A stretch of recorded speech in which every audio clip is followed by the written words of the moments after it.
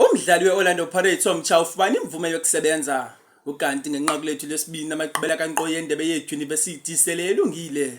Ngenqaku lethu lokugqibela uMzantsi Afrika ubhiyozela uJulian Stuart kwinyathelo athe walithatha kumsebenzi wakhe. 3, 2, 1. So iqali how you can say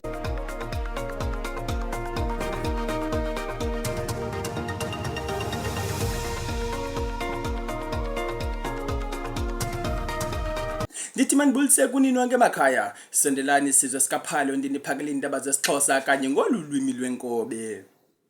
Emveni kwexeshana elindile uKerem Kimvuidi, lo mdlalo omtsha wezimnyama ngenkani uyifumene imvume yokuba angadlalela eliqela. Lo nto ithetha ukuba ngoku ibhola ikwicala lomqeqeshi oyintloko uJose Ribeiro. Ukanti ngenqaku lethu elilandelayo iUJ kunye neTUT ziphumelele ngendlela enye ukuya kwisigaba sokugqibela kwindebe yethu University.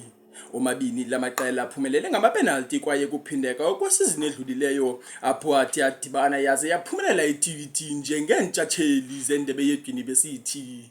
Ngenqaku lethu lokugqibela uJulian Stuart ukhupha ingxelo yokuba uqashiwe kwiPremier League Productions eLondon njenge-host.